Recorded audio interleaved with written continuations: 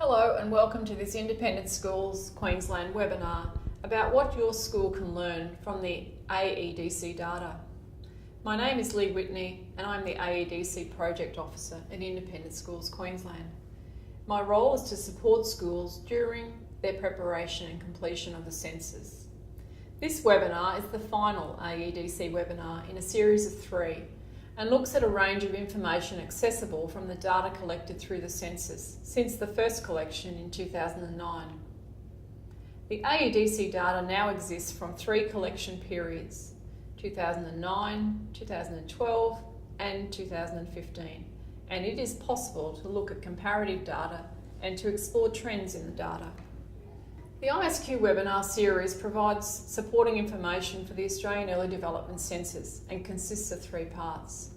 The webinars are designed to highlight key information about the census, and a very detailed suite of information, fact sheets and other resources exists on the AEDC website and also on the Department of Education website. The ISQ webinar series does not replace the extensive resources available elsewhere, but instead provides a summary of the key information with links provided to direct independent schools to the primary sites where the resources can be accessed in full. The AEDC data was collected nationally in 2009, 2012 and 2015, with the 4th collection taking place this year in May. The 2009 scores are used as the baseline to allow us to see if children's developmental outcomes are improving over time. The release of the 2012 AEDC data provided us with the first opportunity to compare early childhood development outcomes over time, and the 2015 collection gave us the opportunity for trend analysis. So how can the data be viewed? There's 3 different versions: tables, maps and graphs. Tables contain summary AEDC data that can be compared across years and communities. Maps show geographical context and are available once you have selected a particular community. And graphs give us a visual representation of comparative data that can be used to explore emerging trends from the AEDC. AEDC results are reported as averages, middle or median scores. 0 is the lowest score and 10 is the highest score on each of the 5 AEDC domains. AEDC results are also reported as proportions of children who are considered to be on track, developmentally at risk and developmentally vulnerable on each domain. Children who score in the top 75% are classified as developmentally on track. Children who score between the 10% and 25% are classified as developmentally at risk. These children demonstrate a lower than average ability in the developmental competencies measured in that domain.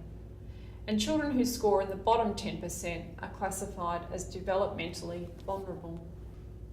The AEDC national website provides access to a number of resources and provides information such as geographical maps. These show the proportions of children in the local community that are developmentally vulnerable on the AEDC domains.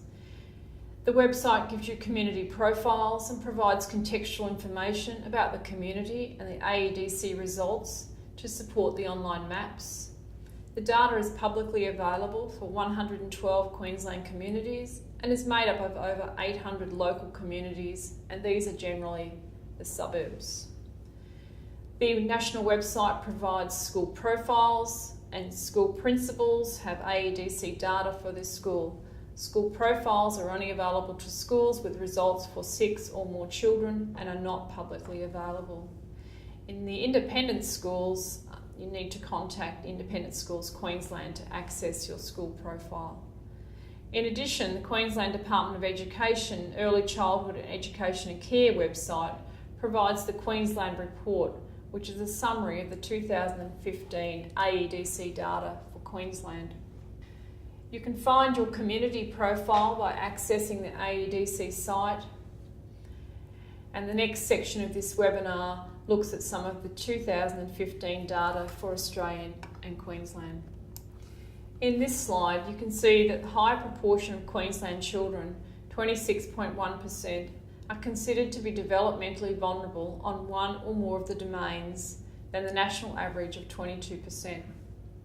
While we have seen improvements in this indicator since 2009, Queensland is ranked 7th in comparison to other jurisdictions in this 2015 data. In this slide, you see the AEDC 2015 Queensland data for proportions of developmentally vulnerable children.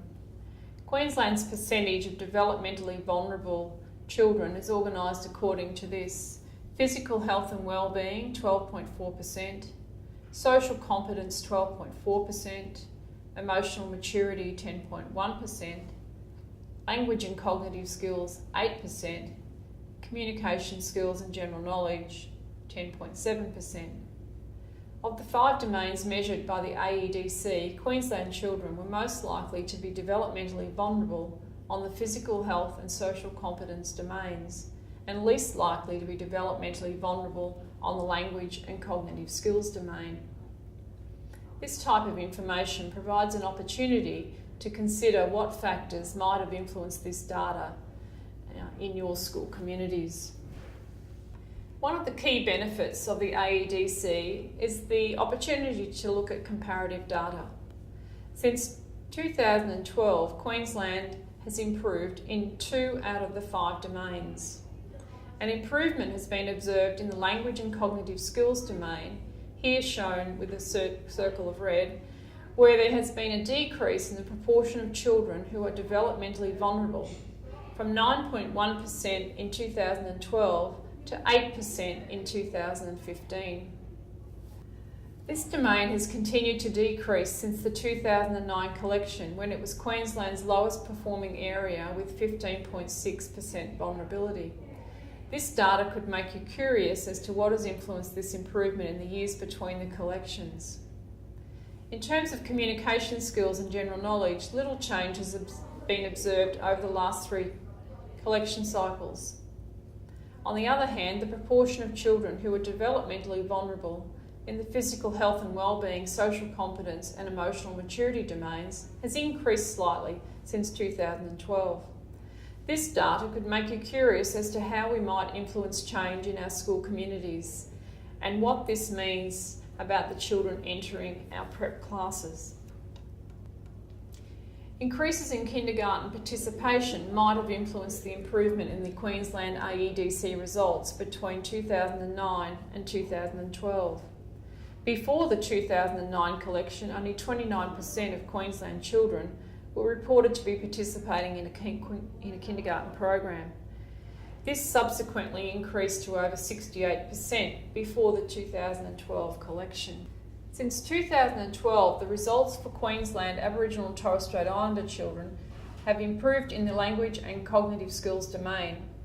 You can see from the graph the proportion of developmentally vulnerable Aboriginal and Torres Strait Islander children in Queensland has reduced from 35.6% to 19.6% over the period from 2009 to 2015. Overall, Aboriginal and Torres Strait Island children are least likely to be developmentally vulnerable in the emotional maturity domain, as seen by the lower overall percentage for proportion of Aboriginal and Torres Strait Islander children in the emotional maturity domain. It's important to note when thinking about the data for Aboriginal and Torres Strait Islander children that the language and cognitive skills domain reflects teachers' scores for children's language and cognitive skills based on those necessary for schools with English as the language of instruction, and this does not necessarily reflect children's proficiency in their home languages. As well to note, the highest percentage of Indigenous students reside in the southeast regions of Queensland. In 2016, Queensland has the second highest Indigenous population of all states in Australia, the highest being New South Wales. This information might influence your thinking about your wider school community and what factors may influence your AEDC data. There are a range of supports for the AEDC. You can contact the AEDC help desk by email. The email address is on your screen. And this brings us to the end of webinar 3. Should you need any assistance in preparing for the AEDC or in completing the survey, please contact the support services available. Thank you for your attention and thank you in advance for your contribution to the AEDC.